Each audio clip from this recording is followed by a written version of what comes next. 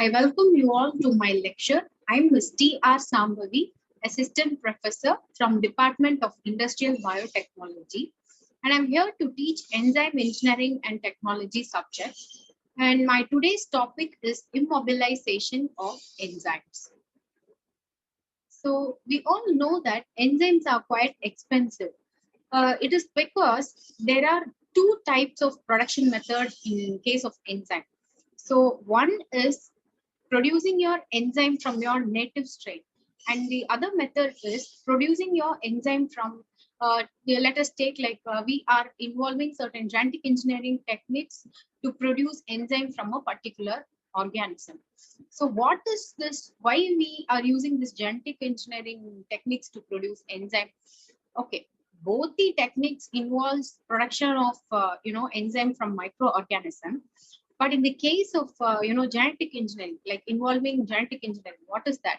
So this is nothing. Let us take one example. Okay, let us take cellulase enzyme as one good example. So I am going to produce my cellulase enzyme from a strain called let us take Trichoderma harzianum. Okay, so this using this strain, I am going to produce my cellulase enzyme. Let us take I'm going to do solid state fermentation and submerged fermentation to produce this enzyme from any substrate using this microorganism. So I'll talk about the solid state fermentation and submerged fermentation in the upcoming classes. So now we'll talk about this production method. Okay, so what we are going to do is we are going to produce the cellulase enzyme from this strain called Trichoderma harzianum. So this strain is called as a native strain, which is going to produce this enzyme. But I want to increase the yield of this enzyme. So what I do is basically, I'll clone the gene which is producing this enzyme into, let us say, E. coli. I'm going to clone this enzyme to E. coli. So for this cloning technique, we'll be using the genetic engineering, procedures. So we all know this doing a genetic engineering procedure is going to be very expensive. And that is why many commercially available enzymes are said to be very expensive. So we are, we all know that these enzymes are quite expensive. And we all we rely on the actions of these enzymes, isn't it? So somehow we need to procure this enzyme. So what scientists and several group of people who are working on enzymes, they decided, why don't we reuse this enzyme? That is basically, what is an enzyme? An enzyme is said to be a protein. It is going to catalyze a reaction, isn't it? That's what we read in the, that's what I said in the previous classes also. So when catalyzing the reaction, this enzyme is not directly into it. We all know that also. So what this enzyme is doing, it is going to create a pathway for that reaction. It is going to create an additional pathway for the reaction to proceed. That is conversion of your substrate into product. So using a enzyme, it is going to catalyze. So it is going to basically produce a different pathway for the substrate to be converted into products. So that's why we say like enzymes are not directly involved in the reaction of converting your substrate into product. We all agree that. So in order to reuse this, we need to find one alternative technique. So we need to find a procedure or a protocol or a technique, to recover this enzyme from the particular reaction where the substrate is going to get converted into product.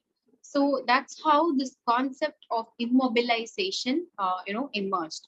So this enzyme residue remains to contaminate the product, and its removal may involve extra purification costs. Definitely, after getting involved into the reaction, that is your enzyme that is catalyzing your substrate to product conversion reaction. If where this enzyme will go, this enzyme is definitely going to stay in the along with the products. So when a product is said to be with impurities, no industry is going to accept that. So in order to remove this impurity, okay, in order to remove this reacted part of enzymes from your product, we need to do certain techniques. So keeping all these concerns in mind, this concept of immobilization came up. Simple and economic methods must be used to separate the enzyme from the reaction product. Yes, so the method that we are going to perform, or to develop a method to remove your enzyme which remains as a contaminant in the product, the process should definitely be economic and it should be very simple. Again, we should not get into a very expensive method, so it won't be feasible also technically. So keeping all this in mind, we have developed a process called immobilization. Okay, so separation of enzyme and product using a two-phase system. So what is this? One phase is containing enzyme and the other phase is containing the product. So the separation of your enzyme and your product is going to be in two phases. That is, in one phase you will be having your enzyme and the other phase you will be having your product alone. Okay, so what if we are going to immobilize an enzyme and that enzyme is going to catalyze a reaction? At this case, what is going to happen? So I have given a simple process representation for your immobilized enzyme. What if we are going to use an immobilized enzyme in a reaction? So this there is a substrate. You can see in the picture, there is a substrate where the substrate is need to be converted into a product now. So for that, we are going to add an enzyme.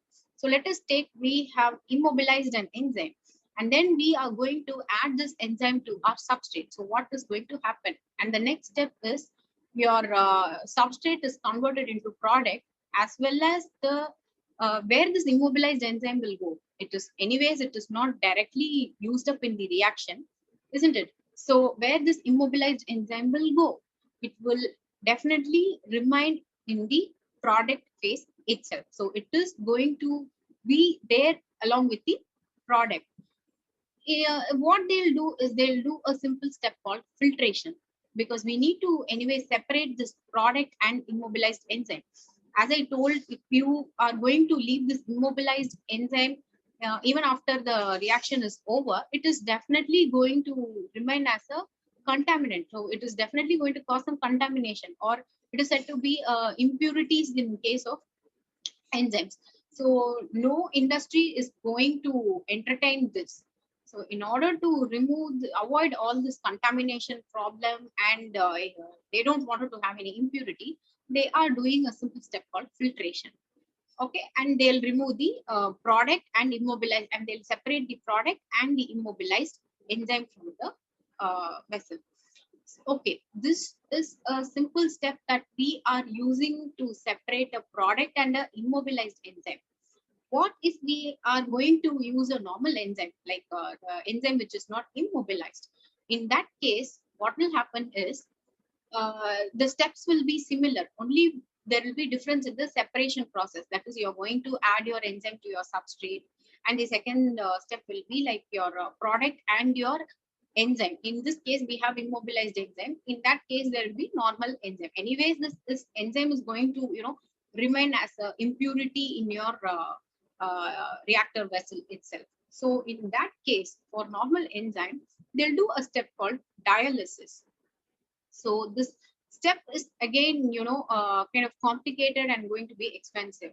So, and in order to remove the normal enzyme from your product, and they do this step, like how we do filtration step here, they do a normal process called dialysis there. So this normal step that we do filtration for an immobilized enzyme, this is called as immobilization. That is, one phase is containing your product and the other phase is containing your immobilized enzyme. So this is called as immobilization. Okay, we saw what is immobilization, and now we need to see what is an immobilized enzyme. An immobilized enzyme is one whose movement in space has been restricted either completely or to a small limited region. So what is this? What is an immobilized enzyme? Nothing like we are going to, restrict the movement of this enzyme, okay, either completely or partially. Let us say partially. Why to use complicated words? So let us say partially. So either we are going to, completely restrict the movement of the enzyme, or we are going to partially restrict the movement of the enzyme in a confined space. So this is called as immobilized enzyme. Okay, the enzyme whose movement is restricted completely or partially within a confined space is called as immobilized enzyme. So second question will be, I am telling like I am going to restrict my enzymes movement in a confined space. So how and where this enzymes movement is restricted? So it is attached to solid structure or incorporation in gels for use. So exactly that we are going to, confine or we are going to partially or completely arrest the movement of the enzyme within a solid structure, or we are fully going to incorporate the enzyme into gels. So let us see the exact definition for immobilized enzyme.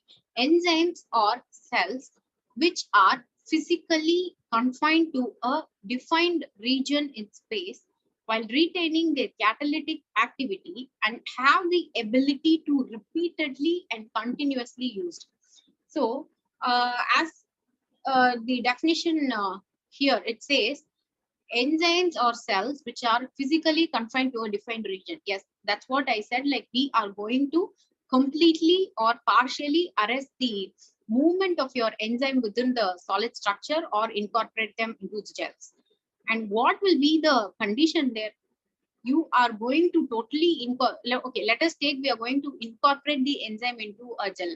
Okay, so what considerations you should have? Your enzyme's catalytic activity. What is catalytic activity?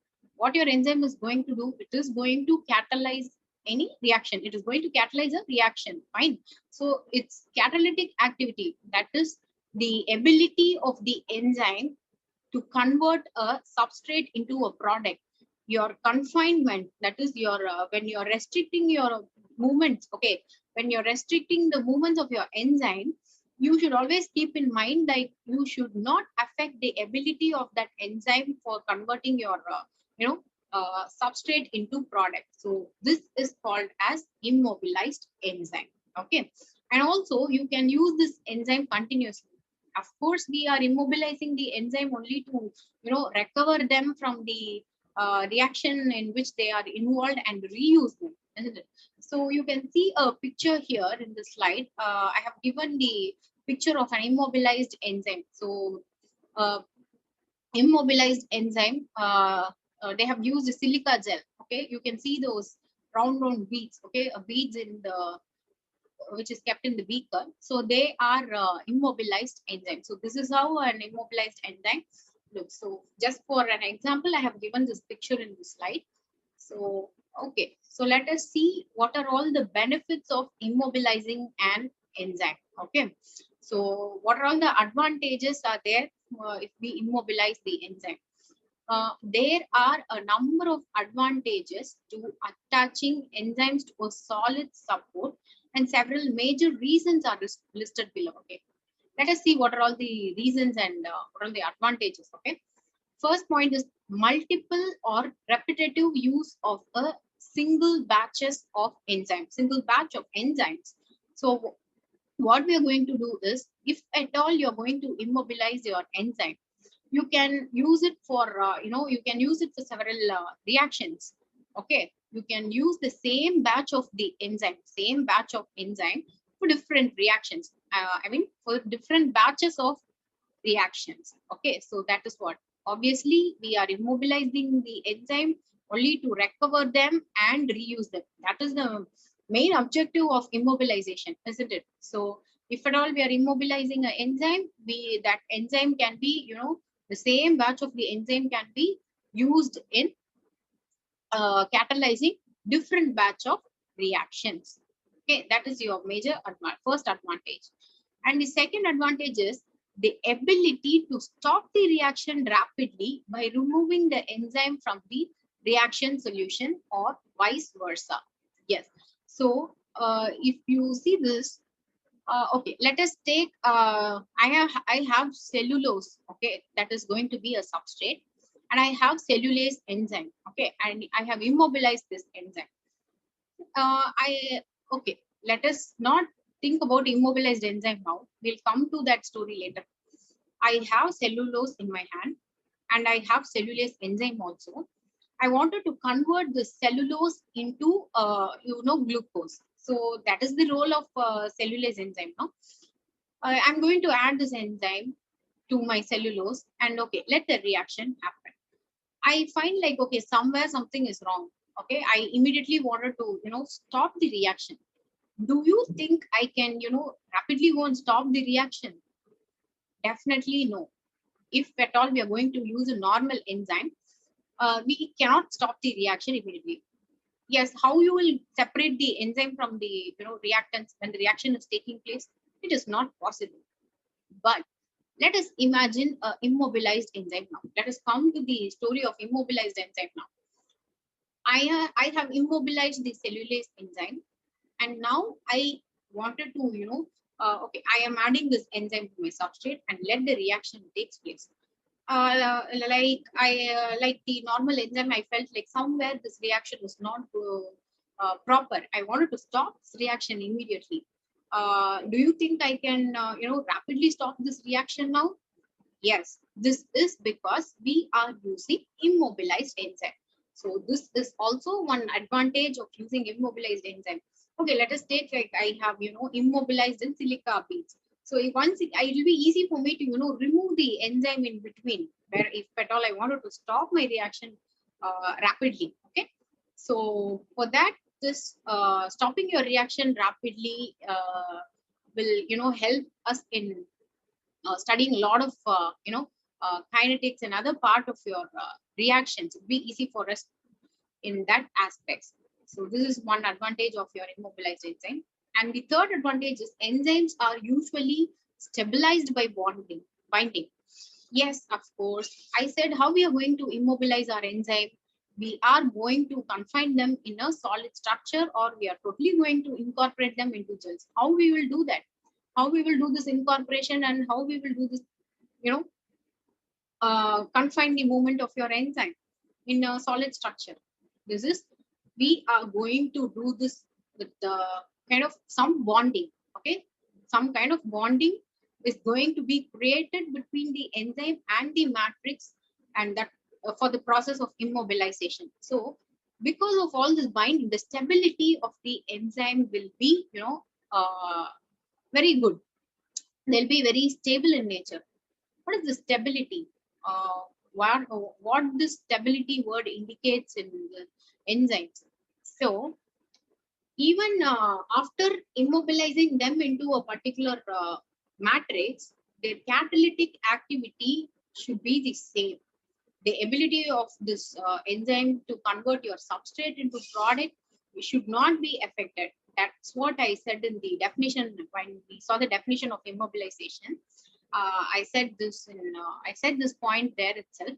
So we should always consider that in mind also. So that's why the stability of the enzyme will be, good in case of immobilized enzyme. Fine. Product is not contaminated with the enzyme. Yes, of course. As I said, you can see the second point itself.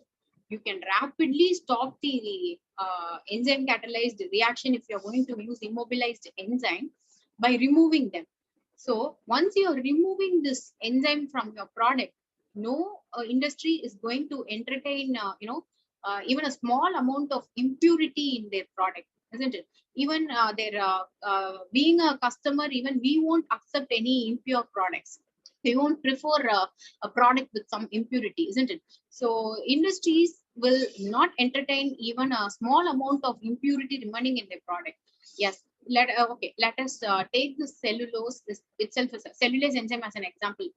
I'm going to convert my cellulose to glucose using cellulase enzyme. After my conversion, where this cellulase enzyme will go? because it is not directly involved in the product. It is just going to, facilitate the reaction of, converting your substrate into product, isn't it? So in that case, what will happen to your enzyme? It is definitely going to remain in the product itself. Okay, it either contaminates the product or it remains as an impurity in your product. So especially in food and pharma industries, they are considered to be, one of the very essential industries as far as food and pharmaceutical. So they do not entertain any impurity, or they do not entertain any contamination in their product. So they all use this immobilized enzyme in order to avoid the contamination. And also the confined, the movement of enzyme is confined in case of immobilization, isn't it? So it won't go and involve in any unwanted reactions when they are added to the substrate. And that is also one major reason where this contamination can be avoided. And the next point is easy separation of enzyme from the product. Yes, that is the major objective of your immobilization process, that you wanted to, separate your enzyme and product anyways. So that is one advantage. And it allows development of multi-enzyme reaction system. Okay, what is this multi-enzyme reaction system here? Okay, let us take an example. I am going to, I have a vessel. I wanted to grow bacteria and fungi in the same vessel itself. So I am adding bacterial culture and fungi culture into the vessel. Do you think bacteria won't go and interfere with the growth of fungi? Definitely no. Anyways, this growth of bacteria is going to, or the activity of bacteria is definitely going to affect fungi. Likewise, in a same confined system, if I wanted to use two enzymes, definitely the activity of one enzyme is going to affect the others. But if it is going to be immobilized enzyme, we have confined, or we have, limited the movement of your enzyme within some matrix. So which is not going to, allow this enzyme to go and interfere in the other system. So that's how, like, you can develop a multi-enzyme reaction system. That's what is mentioned here. So that is also one major advantage of immobilizing your enzyme. And the last one is reduces effluent disposal problems. Okay, what is it? We are talking about enzyme, and from where this effluent is coming? Yes, it is also one major advantage. Like, after your reaction, that is your conversion of substrate into product, after completion of this reaction, after your product formation, there will be some remnants in it. But if you're going to use a normal enzyme, the separation cannot happen that easily. Okay, that is again going to, get you into expensive method. But if you're going to use an immobilized enzyme, it will be easy for you to, dispose it. There won't be any additional pain in removing that remnants from your product. So these are all the major benefits or advantages of immobilizing your enzyme. That is, it can be used multiple times. You can stop the reaction whenever you want. The stability of the enzyme is good, and the product is not contaminated with the enzyme because you're going to remove it anyways. And the separation of enzyme and product is much easier, and it allows to develop a multi-enzyme system. And finally, it reduces the effluent disposal problems. Okay, fine. These are all the benefits of immobilizing an enzyme. Fine. Okay, what are all the criteria that we should consider? Because when talking about the definition, when we saw the definition of immobilization, I said one criteria.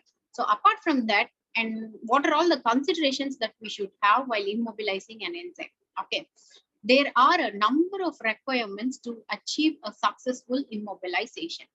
Okay, what are all that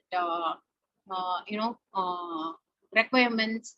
The biological component must retain substantial biological activity after attachment. Okay, so the biological component must retain substantial biological activity after attachment. What is this? We are going to, take a matrix, and then we are going to confine your enzyme to it. Fine. So after attachment, there shouldn't be any, The biological activity of it should be the same. There shouldn't be any change in that. Okay. And it must have a long-term stability. Yes.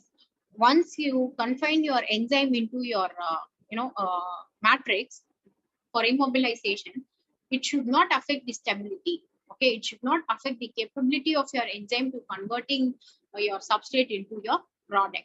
The sensitivity of the enzyme must be preserved after attachment. So yes, it should certain enzymes will act, or certain enzymes will react at a particular temperature, at a particular pH only. So that sensitivity should not be affected. That sensitivity should not be altered if you are going to immobilize your enzyme. So you should keep all these criteria in mind. And last one is overloading. Yes, overloading can block or inactive the active sites of the immobilized biomaterial, therefore must be avoided. So you should not overload your enzyme into your matrix. Say, for example, I am going to immobilize my cellulase enzyme in silica gel. Okay, the gel can accommodate only, let us take 5 mol of my enzyme. I can accommodate only 5 mol of enzyme to it. If I add a lot of enzyme, let us take, I'm going to load them with 10 mol of enzyme. Do you think all the enzyme will be utilized properly? No, because it can accommodate only 5 mol, means it can have only that much amount of active sites for the enzymes to go and attach to it. The ratio will be altered. So the additional amount of enzyme that you are going to load to your substrate is, load to your substance, is definitely going to be waste. So we should always have these 4 criteria in mind before going for the immobilization technique. That is, it should not affect the biological behavior. It should have a long-term stability. The sensitivity should not be altered, and overloading is should be avoided. Overloading is definitely going to be a problem, so we should definitely avoid overloading. Right? So, what are all the methods of immobilization? Okay, what are all the different methods are there in immobilization? There are 2 techniques. Okay, there are a lot of techniques. They are separated into physical and chemical. What is this physical and chemical method? Is the physical method is that we are going to facilitate them. We are going to provide some facility for your immobilization to happen. So they are called as physical method. And the chemical method is that easily by bonding. Okay, by natural bonding you can immobilize your enzyme to your particular matrix. Okay, so that's why we have classified into physical as well as chemical method. So in physical method we have adsorption, entrapment, and encapsulation. In the case of chemical method, we have this support and cross linking. This physical method, adsorption, entrapment, encapsulation, and all, they need some additional amount of work to be done for them to work to be done for your enzyme to go get immobilized to your uh, matrix. So that is why they come under physical method. And this covalent binding is by nature, by natural bonds, like you are going to bind your drive your enzyme for this binding towards your matrix. So that is what this physical and chemical method is all about. So immobilized enzyme activity depends on correct and unstrained conformation. So this conformation, what is the basic in this?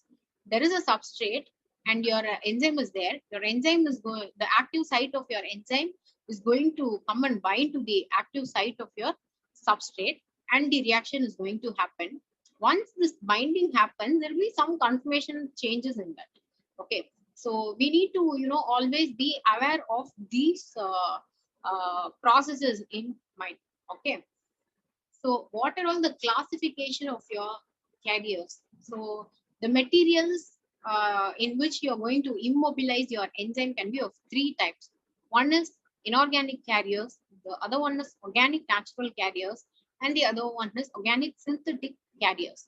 So in case of this inorganic carriers, they have high pressure stability, may undergo abrasion. So in case of your inorganic carriers, okay, they depend upon this all this chemical methods, so they can withstand high pressure. They'll have good stability in case of high pressure also. Basically, we have silica gel, porous glass. So the commercially available enzymes and all for immobilization and all, they'll be using silica gel only. Maximum they'll go for silica gel because it is easily available and it's also cheap. And using this porous glass is kind of very complicated one. So usually industries will go for, if they're going for inorganic carriers, they'll go for this silica gel. And I have even showed you an example in the first slide itself. An enzyme immobilized in the beads, no? So that's how, like, even commercially available immobilized enzyme, they use the silica gel. And in case of organic natural carriers, okay, they use this favorable compatibility with proteins like this cellulose, dextrin, polysaccharides, agarose, starch, and all. So they are said to be. And what is the advantage here is the favorable compatibility with proteins. So since they are natural, kind of natural carriers, it will be easy for them to, bind with the enzyme. The binding will be much easier as it is natural. And in case of organic synthetic carriers, high chemical and mechanical stability is observed. Example, polystyrene, acrylic polymers, and all. They use kind of polymers, so they are called as organic synthetic carriers here. Even they are involved in immobilization of enzyme, right? So the classification of carriers is inorganic, organic, natural, as well as organic synthetic carriers are there. So these are, I have given few examples here for each category of enzyme. So it will be a wide range of chemicals and natural derivatives are involved in immobilization of enzyme. So we saw what is immobilization and what are immobilized enzymes, and we saw what are all the benefits of immobilizing your enzyme. Then we saw about the physical and chemical methods, the different immobilization techniques. And then we saw, like, what is the importance of this conformational changes, that our immobilized enzyme should not affect the nature of this enzyme. Fine. And now we saw what is the classification of carriers, what are the different type of carriers that are used for enzyme immobilization. So these are all few information about the immobilization techniques. So we'll see the different techniques that are involved in immobilization, that is the physical and chemical method that are used for immobilizing your enzyme in the next class. So that's all for today's class. Thank you.